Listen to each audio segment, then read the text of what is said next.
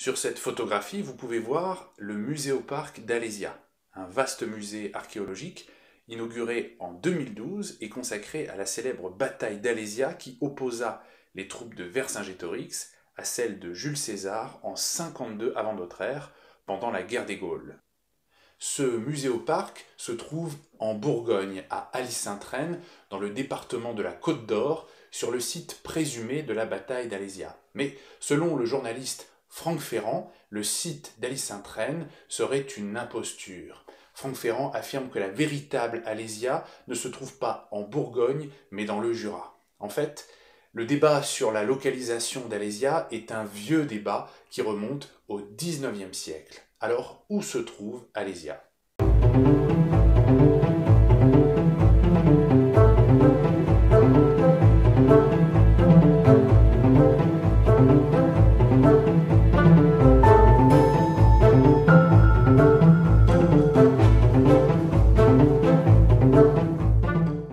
En 52 avant notre ère, Jules César est sur le point de conquérir la Gaule, mais il doit faire face au soulèvement de plusieurs peuples gaulois fédérés par un jeune chef arverne qui se nomme Vercingétorix. Tandis que Jules César quitte le territoire des Lingons pour regagner la province, les armées gauloises décident de se lancer à sa poursuite. Mais les Romains reprennent l'avantage en infligeant une défaite à la cavalerie gauloise.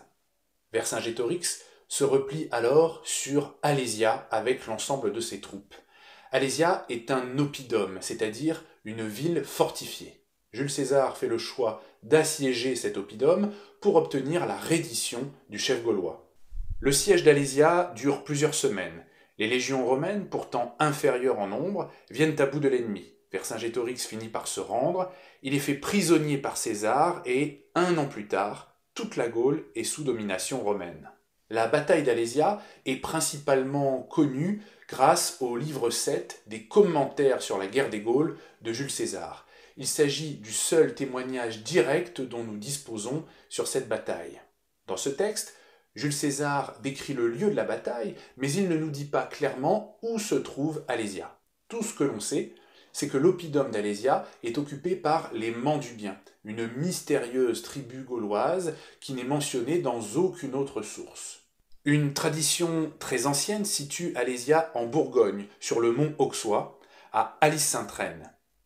La source la plus ancienne que l'on connaisse est un poème écrit au IXe siècle par un moine bourguignon nommé Éric d'Auxerre.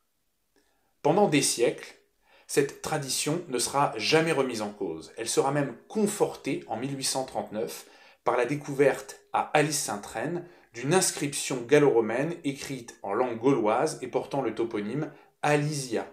Mais au milieu du XIXe siècle, la localisation d'Alésia va provoquer une vive controverse dans les milieux savants et dans le grand public. C'est ce qu'on appelle la querelle d'Alésia.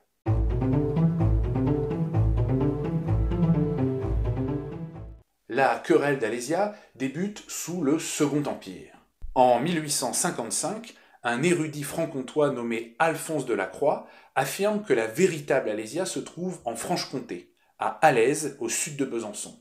La thèse d'Alphonse de la Croix va déclencher une véritable querelle de clochers entre bourguignons et franc-comtois. L'empereur Napoléon III lance alors des fouilles archéologiques de grande ampleur à Alys-Saint-Traine. Les fouilles ont lieu de 1861 à 1865 et mettent à jour de nombreux vestiges qui coïncident avec le récit de Jules César. En 1865, Alys-Saint-Traine est donc officiellement reconnue comme le site de la bataille d'Alésia, et une monumentale statue de bronze représentant Vercingétorix est érigée au sommet du mont Auxois, une statue dont les traits sont d'ailleurs inspirés de ceux de Napoléon III lui-même. Mais cela ne va pas mettre fin au débat. Pendant près d'un siècle, la querelle d'Alésia va continuer et plusieurs communes vont être désignées comme des Alésias hypothétiques. Sur cette carte, j'ai localisé quelques exemples de communes qui ont été envisagées comme des Alésias alternatives. Alors pourquoi la localisation d'Alésia a-t-elle provoqué de telles controverses ? Eh bien, on peut avancer plusieurs raisons. Premièrement, le texte de César est ambigu. Une phrase de César mentionne les Séquanes, un peuple gaulois qui vivait dans le Jura. Mais le passage en question pose un problème d'interprétation. Selon certains traducteurs, in Sequanos indique une direction. Jules César faisait route vers les Séquanes. Mais selon d'autres traducteurs, in Sequanos indique l'entrée dans un lieu. Jules César passait chez les Séquanes. Selon cette deuxième interprétation, César se trouvait déjà dans le Jura au moment de la bataille. Pendant très longtemps, cette ambiguïté a donc alimenté l'hypothèse d'une Alésia franc-comtoise. Deuxième raison, les fouilles archéologiques menées sous le Second Empire ont été contestées. Certains opposants à Napoléon III ont soupçonné les archéologues d'avoir falsifié le résultat des fouilles pour satisfaire la volonté de l'empereur. Mais la querelle s'explique surtout par l'importance symbolique de la bataille d'Alésia. Cette bataille est un véritable choc des titans. Elle a vu un grand chef gaulois s'incliner face à la machine de guerre césarienne. Dans les manuels d'histoire, Vercingétorix a longtemps été présenté comme un héros national qui a résisté à l'envahisseur romain. Alésia est ce que l'on appelle un lieu de mémoire. Cela explique pourquoi de nombreuses communes ont revendiqué ce nom prestigieux.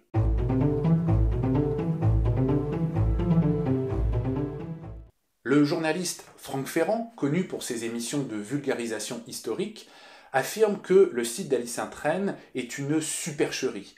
Il dénonce une vérité officielle mensongère qui serait imposée par l'État et par le monde universitaire. Franck Ferrand est une personnalité très médiatique. Il est à la fois écrivain, homme de radio et homme de télévision. Il a d'ailleurs rejoint la chaîne CNews en 2021. Franck Ferrand a développé sa théorie dans son livre L'Histoire interdite, paru en 2008, ainsi que dans plusieurs articles de presse. Il a notamment signé un article sur Alésia dans la revue Historia en 2009 et une tribune publiée sur le site du Figaro en 2014. Il a aussi donné plusieurs conférences sur le sujet.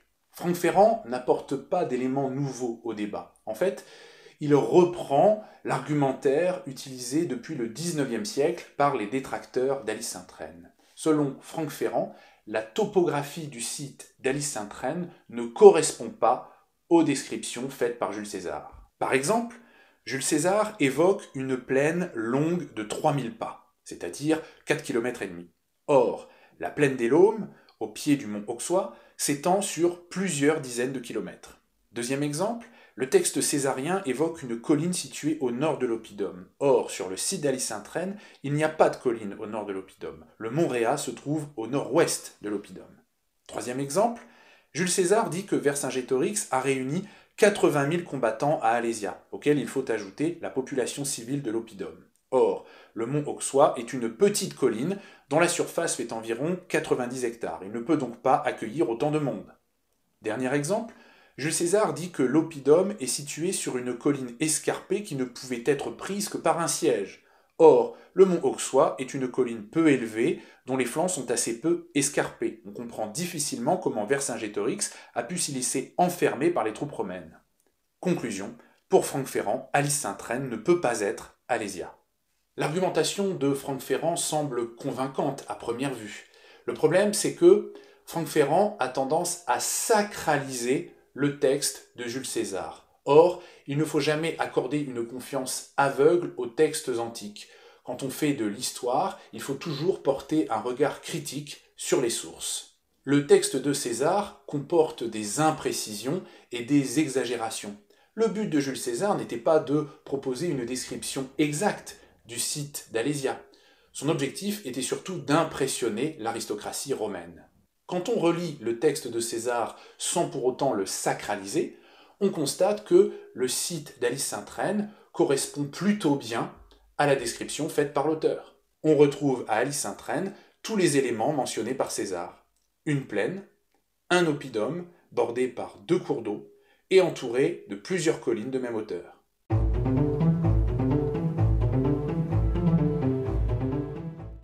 Franck Ferrand affirme que la véritable Alésia se trouve dans le Jura, à Chaudet-Crotenay. Cette thèse a été avancée dans les années 1960 par un archéologue nommé André Berthier. André Berthier a utilisé une méthode originale, la méthode du portrait robot. Berthier a réalisé un schéma du site d'Alésia à partir des différentes indications topographiques fournies par Jules César.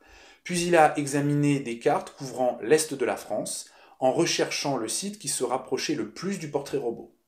Le site d'Alice Sainte-Reine a rapidement été éliminé par Berthier car il ne correspondait pas au portrait robot. En 1962, Berthier découvre un site qui, selon lui, correspond parfaitement aux descriptions de Jules César. Il s'agit de Siam-Chaudet-Crotenay, dans le Jura. Berthier a étudié le site de Chaudet-Crotenay pendant une trentaine d'années. Il a effectué plusieurs sondages et plusieurs fouilles, et il a découvert les traces d'une présence humaine très ancienne sur ce site, notamment les vestiges d'un mur cyclopéen, c'est-à-dire un mur primitif constitué de pierres sèches entassées de façon irrégulière. Selon Berthier, il s'agirait d'une muraille défensive datant du néolithique.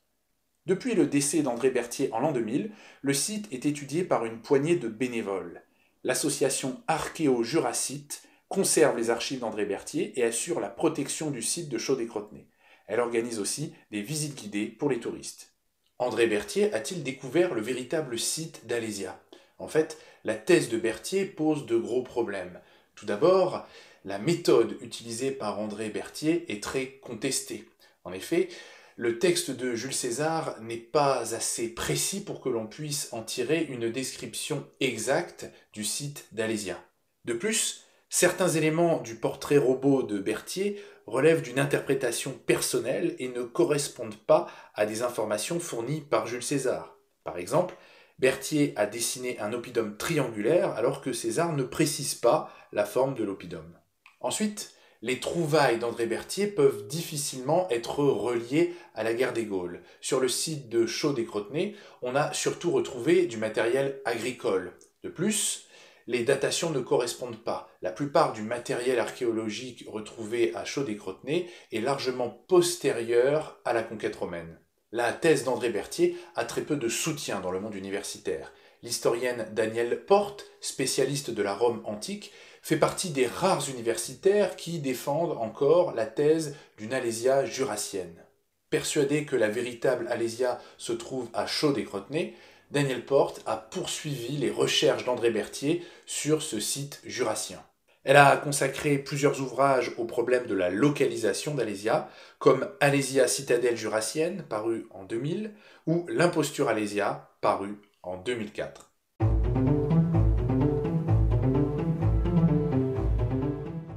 Aujourd'hui, les historiens et les archéologues n'ont plus de doute sur l'authenticité du site d'Alice Sainte-Reine. Ce site a été fouillé à plusieurs reprises. Tout d'abord, il y a eu les fouilles menées sous le Second Empire. Ensuite, plusieurs fouilles ponctuelles ont été menées durant le XXe siècle. Enfin, de 1991 à 1997, le site d'Alice Sainte-Reine a été fouillé avec des moyens modernes par une équipe d'archéologues franco-allemands sous la direction de Michel Rédé et de Sigmar von Schnurbein. Le dossier archéologique d'Alice Sainte-Reine est extrêmement solide. On a retrouvé les vestiges d'un Murus Gallicus, c'est-à-dire une muraille gauloise, des vestiges de campements romains, des vestiges de fortifications romaines. Les fouilles ont permis d'identifier les deux réseaux de fortifications aménagés par les Romains, la contrevallation, qui fait face à l'oppidum assiégé, et la circonvallation, tournée vers l'extérieur pour bloquer l'arrivée des renforts. On a aussi retrouvé de nombreux ossements de chevaux, ce qui confirme la présence de troupes de cavalerie. Des centaines de pièces d'armement romaines et gauloises datées du 1er siècle avant Jésus-Christ. Épées, boucliers, casques, boulets, pointes de flèches, armes de jet. On a même retrouvé 2 balles de fronde portant le nom de Titus Labienus, l'un des lieutenants de Jules César. Et puis on a retrouvé un important matériel monétaire, 164 monnaies romaines antérieures à l'année 52 avant Jésus-Christ, et enfin 731 monnaies gauloises issues des différents peuples ayant participé à la bataille d'Alésia, comme les Arvernes, les Éduins, les Suessiens, les Séquanes, les Carnutes, les Pictons ou encore les Bituriges. Parmi ces monnaies, 2 pièces en laiton portent le nom de Vercingétorix. Ces pièces sont des stataires, c'est-à-dire des monnaies arvernes, et le nom de Vercingétorix prouve qu'elles ont été frappées pendant la guerre des Gaules. Sur ces photos, la pièce de gauche est un stataire d'or découvert dans le Puy-de-Dôme et portant le nom de Vercingétorix. La pièce de droite est l'une des pièces en laiton découvertes à Alice Sainte-Reine et portant elle aussi le nom du chef arverne. Les 2 pièces sont quasi identiques. Elles semblent avoir été frappées avec le même coin ou avec des coins de même type. La pièce en laiton d'Alice Sainte-Reine est donc très certainement une monnaie obsidionale, c'est-à-dire une monnaie de substitution frappée lors d'un siège dans un contexte de pénurie d'or. aucun vestige archéologique ne peut à lui seul prouver qu'Alis-Sainte-Reine est bien le site d'Alésia. En fait, c'est l'accumulation des indices archéologiques qui a permis d'authentifier le site d'Alis-Sainte-Reine. L'archéologue Michel Rédé, qui a supervisé les fouilles d'Alis-Sainte-Reine dans les années 90, a publié en 2003 un livre intitulé Alésia, l'archéologie face à l'imaginaire. Dans ce livre, Michel Rédé présente l'ensemble du matériel archéologique retrouvé sur le site d'Alis-Sainte-Reine et montre que les données archéologiques concordent très largement avec le récit de Jules César.